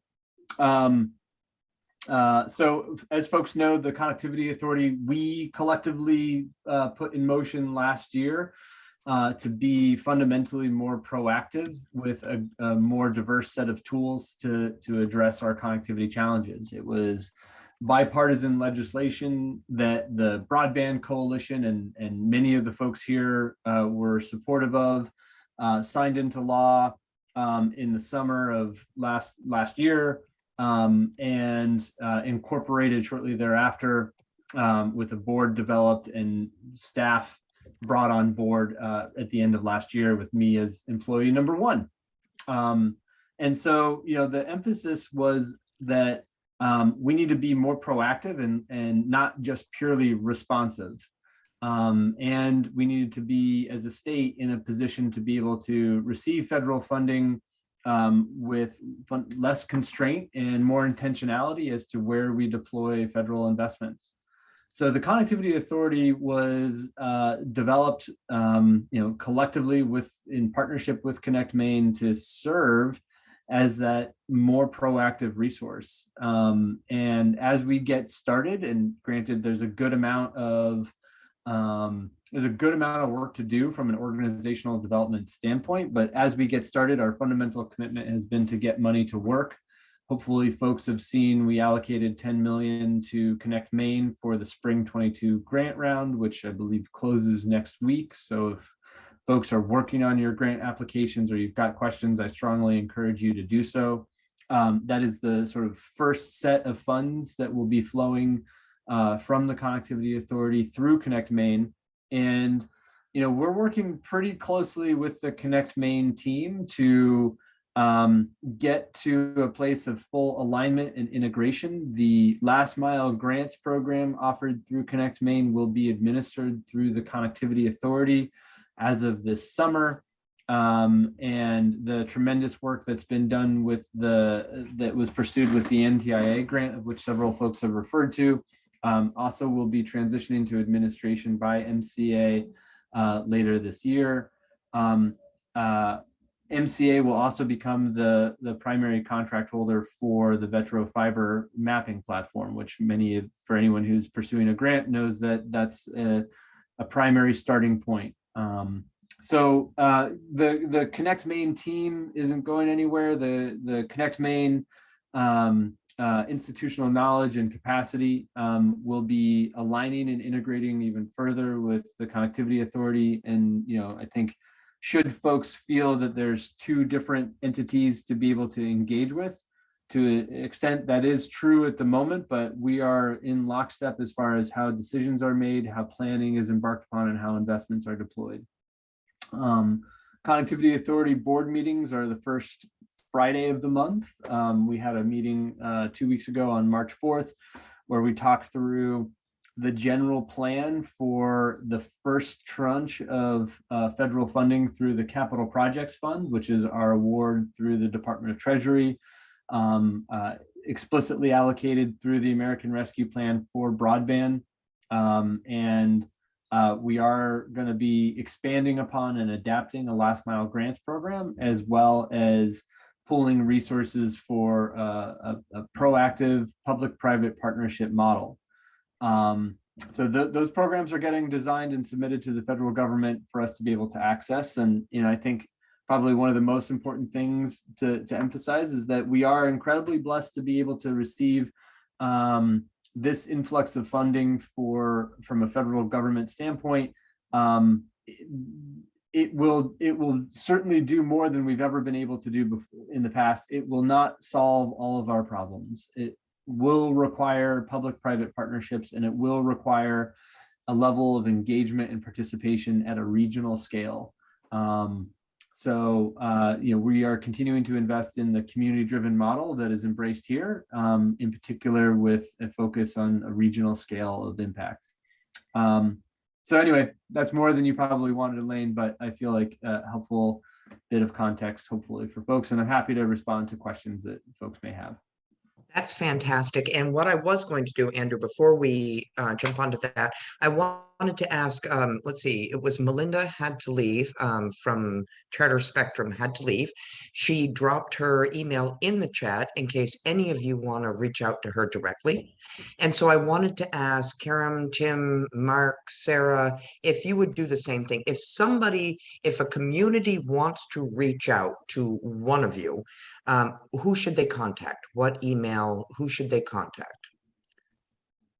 Well, that would be awesome if you could do that. And that way, you know, if one of our attendees, one of our communities has, you know, really wants to reach out to one or more of you, at least they know who they should contact, rather than calling the number on a bill, or, you know, who should they really reach out to if the community really wants to work with you? So that would be fantastic. And while we did have a question here about when will this recording be available? And I think Crystal, we've got some people anxious to watch this and show it to their, awesome, you guys, thank you. Yeah, I'll put that up very shortly after this. Yeah, so this recording will be available on Sunrise County Economic Council's website shortly after this. We do understand that a lot of, okay, so now let's scroll back here. Let me, holy. And so some of the questions that we had for you guys started out almost immediately was about emergency responses. Like if there's an emergency response, like for, that was one that we were looking at, windstorms, how long, an ice storm, how long are your connections typically down for? Because sometimes, I mean, you know, I get an email from my ISP where I live that says, you know, there's going to be an ice storm, don't call us, you know, sort of thing. So, you know, don't call us if your power goes out, which is a legit, absolutely legit. But so if we could just ask each of you, like, what happens? What's the deal when ice storms, windstorms, internet goes out? We had several people asking that. What's your emergency response time? Man, I know. I'll start. If Yeah. It's difficult to say. So in general, we key on a sort of 24-hour metric for downtime with our fiber service. I will say, you know, our roots and traditions is owning a lot of poles. Kind of depends on the severity. If there are hundreds of poles down, it takes a while to put those back up. So, Absolutely. you know, when you're talking the ice storm of 98, probably my right. 24-hour metric isn't a great one. Exactly, But yeah. in general, that's what we key on for our fiber to the prem services. Oh, So, all right. Thank you, Sarah. Tim, I think you were looking, and then afterwards, Mark.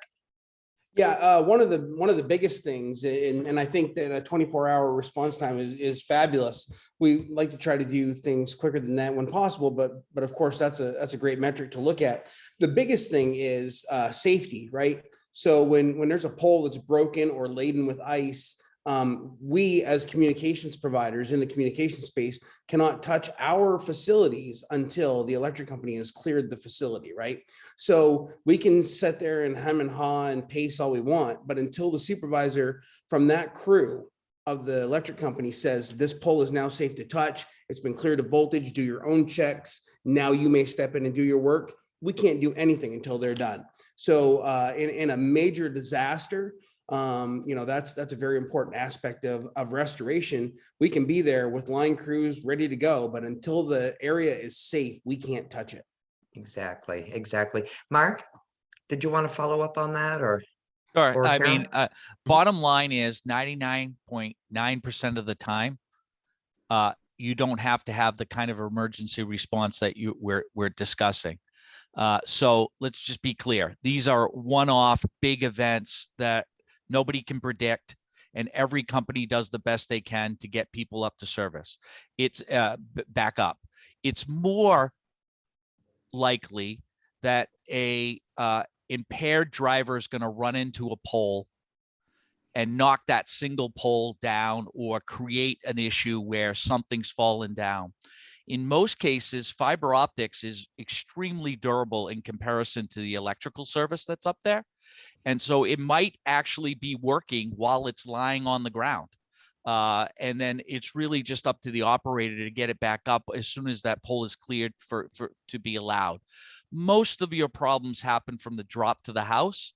The mover backs into the driveway and clips the clips the fiber or something else, and you have to be out there. So that's the kind of thing that we're talking about, I think, with Sarah, where we're trying to do stuff within 24 hours. In the middle of the winter, it's dark and icy and snowing at 4 p.m. or 3:30 in some parts of our state. No. And so, these, when it happens during the day is going to kind of dictate when the service call is going to happen. The earlier, the better. So if you're going to have a problem, try to have it at 7:30 in the morning, right? So that we could try to get there same day. And then it's just going to fall from there. I think, I think it's a hard question to answer, relatively speaking, but that's how we're all doing our best, right? We don't want people down. We want people up, and so we don't want to blow people off, We had a question from Sandra Fortin, who was talking about return on investment for municipalities. I don't know if, Andrew, I think you have to jump soon. Is that right? I do have to go in 1 minute. I apologize. No, don't. I want to thank you very, very much for facilitating this. Did you have any final? I saw that question earlier, and all I saw was return on investment for for municipality. I'm not sure I'm clear on what the question is. So she said at 10:26, return on investment for municipalities, question for each provider. How is their company better in cost? How is their company better in cost? Two, time to install, and quality, speed, reliability. So I think it's really a question of return on investment for municipalities from a cost, time to installation, quality, and customer service. And we've talked a little bit about emergency response. And I think that it's a question, there's certainly questions that I'm sure everyone, every municipality or every attendee has, but I would suggest that you reach out. All of our ISPs have put their contact or their company contact information into the chat. So if you want to do a deeper dive onto cost tiers, how long it would take to install, I would definitely suggest that you contact the ISPs directly. And they've been kind enough to put their contact information into the chat. Crystal, have you seen something? I've been scrolling and. We have a lot of questions. I would say something generally to the cost thing instead of getting to each of our specifics, but to the extent the community engages the provider either through a formal RFP process or otherwise, they're going to get each of those answers. And so I would take, as a community, I would take the time to do that and find out what each is offering in terms of how quickly they can build the network, what the price of the service is going to be at the end of the network, all those pieces, to give yourself a really good comparison of what each provider is offering. Awesome. We did have one that was put in actually as a direct message, and Crystal was kind enough to copy it. And I recognize that Melinda's gone, but using Robinson as an example, what density formula is used about how far a network will be extended? Is there? I think there was a response from Melinda. And I think this was to the question you just shared, Elaine. The state law for cable build out is now 15 homes per mile. Is that correct? Is that the correct response to this question? It is. Okay, thank you. And then a follow-up. I think Melinda's the only company, Charter is the only company, and I hate to speak for them, that uses sort of a strict kind of passing return model, as far as I'm aware. It's usually written into their franchise. Franchise. Yeah. Okay, and there was a follow-up. Don't have franchise agreements. Sorry. That's okay. There was a follow-up. If part of the town does not have this density, and maybe again, this just refers to Melinda's process, but if parts of the town doesn't have this density, does that mean that Charter doesn't need to serve it? I'm not sure if you guys can answer that or not. Okay. Okay, so at this point in time, because we've got like about 12 minutes left, if anybody, any of the communities that are, or individuals that are remaining, if you have any questions, please unmute and ask away, because this is your chance, guys.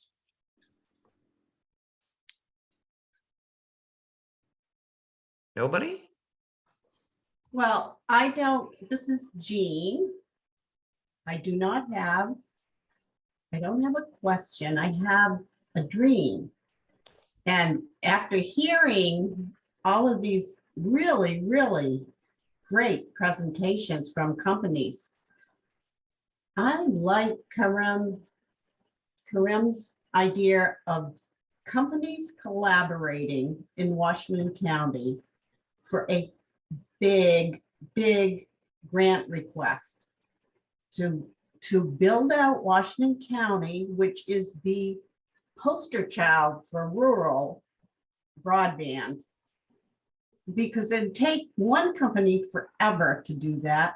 But if we could get a collaboration of companies to do this, you could divide, Sarah, even your remote company could have Pioneer coming down. Another area could be the Machias area. Another area could be Western Washington County. Let's get the companies collaborating with Connect Maine to do our county, which is the size of Rhode Island. Wouldn't that be great? And just to clarify, Jeannie, that we have two Sarahs in the room.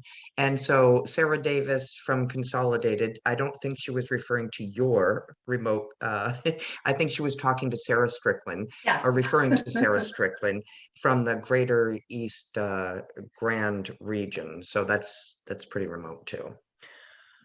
Rob, did you have any questions for our guests here? Yeah, it's a little geeky, but I was wondering about that, the GPON gigabit passive optical network. And that's all new to me. And I just want, so is it GPON, gigabit passive optical network? Is that the acronym and what it means? Right. Yeah, Okay. gigabit passive optical. And that means there's no active optical repeater between the head end or central office and the premises. That's the a correct customer statement. prem. Yep. And I got kind of an impression that maybe it was not as fast as if you had repeaters. Nope. But that's not correct. It's Not the true. same. Nope. Okay, so there's presumably some geography distance limitation then, huh? Correct. Yeah, 30 kilometers. 30 kilometers. Okay. That's 30 kilometers for a Class B laser in a GPON environment with a normal 1:32 split. So yes, about 30 kilometers. Okay. I think the distinction you might have been keyed on is that XGS PON enables up to 10 gigs, which in a residential setting is very extreme. Yeah. So I think they're both sufficient. We do XGS PON. I think for 99% of the world, GPON is probably sufficient. I would think so. Okay, cool. And Awesome. I really liked Karim's idea about having a big scale and having every, Washington County be a big project. But I guess I'm just thinking, man, it just seems hard to get all the communities engaged and going in the same direction. And I understand the value of scale from a lot of perspectives, but it just seems like the more people you got involved in the decision making and the more communities you have trying to band together, it's just going to become like impossible to get to move forward. Do you know what I mean? I never tried to do anything like this, so No, that Rob, I may be wrong, but it just feels like, man, having one town try to do something and they can do it, they can get it done, but to try to band together 27 towns or municipalities to all work together on something, it just seems like they're just going to talk for another 10 years, before anything happens. No, Rob, you're right. It is a lift, but your neighbors in Vermont are doing it. So, they're doing it. There's no reason, and they're as rural as you beloved people. So they're doing it. So there is a mapping there, but you are right. It is work. You need to overcome your cultural, psychological inhibitions. You need to sort of lean in. Everybody needs to be aligned. You're absolutely right. It is a lift, but I think the rewards on the other side are commensurate with that. Are really, really commensurate. And it allows for you to collaborate with the four of us, the five of us. Seriously.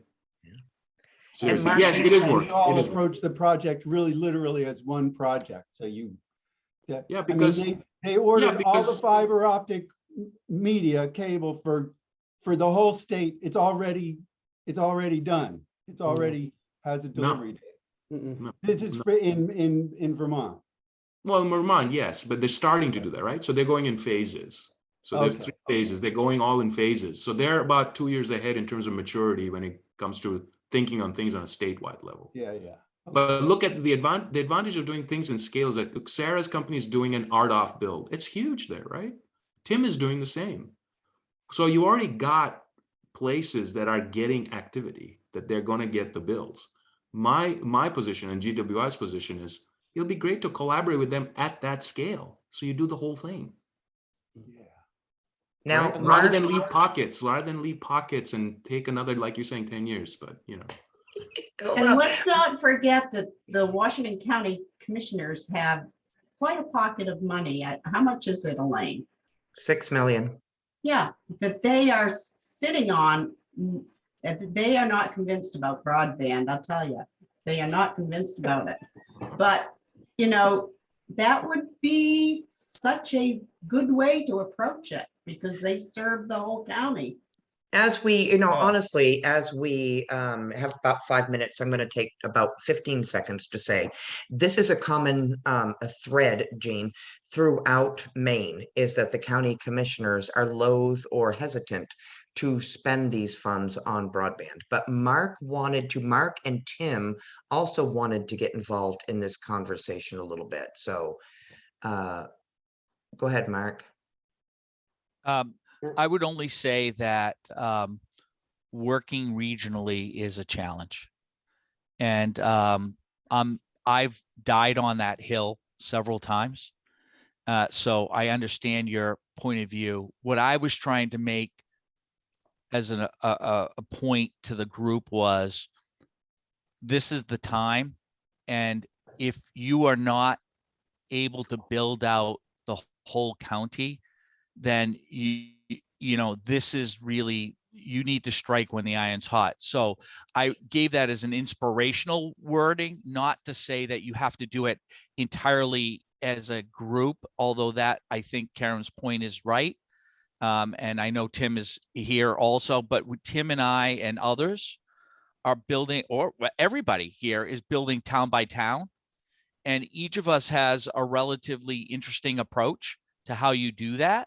And you should engage all of us at the individual town level and have a conversation with us about what we would do in your case. And I can explain what Axiom does, but we did it in Roque Bluff. You can also call Roque Bluffs. You can also call anyway, you can call a number of our communities and find out what we're doing there and see if this is an approach that makes sense to you, just like with everybody else, which is what we would encourage. Exactly. And Tim, I'd just like to add that I've been in many town council meetings where the town was getting ready to either approve or deny standing behind a broadband investment for their community. And I've been attacked, and I've been asked, and I've been hollered at. And I will tell you that at each of the 4 communities in which I sat in front of them and answered questions succinctly and honestly with due candor, they were all unanimous in voting to go ahead and invest in their own broadband facilities. So it's the human element that gets in the way. We have to educate. We have to educate those county commissioners that are sitting on $6 million. We have to educate those town leaders that may or may not have a different overview of what their broadband problem is. We need to continue to stay together as providers and not be cutting each other's throats at the bidding table. And we need to actually get together and do what you say that you want to do. If you have a problem, find a solution. The solution's there, let's go do it. But don't dilly-dally, make sure you educate and be honest and forthright, and people will come to the table. But honestly, I've had people just everything but, just really some vitriol. I had a lady that really hollered at me because I shut down a wireless tower because the rent was $800 a month and I got $125 a month in revenue. I didn't renew the lease, and I sent her a letter saying in 30 days her service was going to be discontinued. She walked into a town meeting and said, "Don't give money to these people. They're like thieves in the night. They just leave." And I had to explain my reasoning to how I run my business to a lady that was just, putting me down in front of a town meeting where I'm trying to convince them to spend money on fiber optics. So if you can get through something like that, it's possible to band those communities together, but it's that human element that we have to get past. We have to know how we're going to respond to each other in that environment and make sure that we treat each other the way that we need to be treated. And I can see a bunch of heads. Yeah, Go ahead. Elaine, just one last point to that, and I Yeah. agree with everything Tim just said. Yeah. And that is, this is going to require a lot of public subsidy to make this happen in any one of your communities. So if you're looking, and others can say no, which is fine. It will require a lot of public subsidy from my company's perspective, because the ROI, that return on investment, is not there. That's why Washington County is not built out with fiber yet. And so any community that's looking for we're at St. Patrick's Day, the pot of gold, that's going to be a challenge. That no community involvement, just come and build it out, your cost, no risk, nothing. We don't have to do anything. Those days are gone, relatively speaking. I think, Sarah's one of the other NTIA grantees. It was a very exciting grant. It was a very heavy lift. We were one of 12, Sarah, 13 out of 200. Something, or 100, I can't remember, a significant number of applications, very, very challenging, so just, everybody's going to have a different idea. Towns want everything for nothing. Let's be clear. They want everything for nothing, and that's perfectly fine, except in this game, that's not going to happen. It's just not going to happen. So you need to be willing to partner. And you need to get, Tim said it, you need, Tim's walking into and I know all of the providers here you're walking in with an authentic point of view. You're trying to be honest and saying what it is. And we want that response back from the town. What honestly do you want from us? We don't want to play games. There's a lot of work to be done. Yep. We want to build out, and we're excited to do it. So is Washington County going to be on that bandwagon, or are they not? Or individual towns? That's it. I think that's a perfect way but I'm going to say that, to your point, Mark, that towns want something for nothing. Having been in my former life a city manager, that's one of the big concerns is how much is this going to raise my taxes? How much are we going to have to pay for this? What is this going to do to my tax bill? And which is why we're trying to educate or trying to.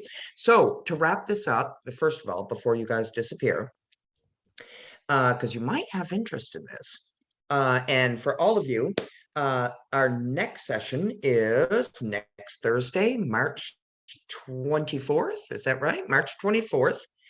And it is cooperative and municipally owned broadband. So for those of you who may have interest in hearing directly from DBU, and I think Cranberry Isles is attending off the top of my head, I can't necessarily remember, but that will be next Thursday, 10 to 12.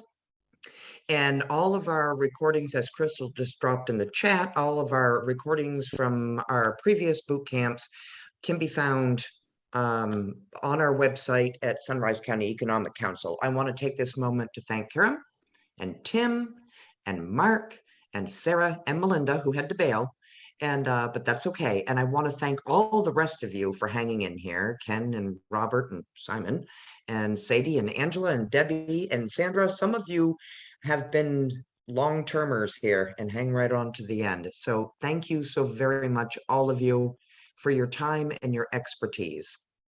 Thank you for having us. Yes, thank you And for the having me. rest of you, we'll see you next week. Thank you.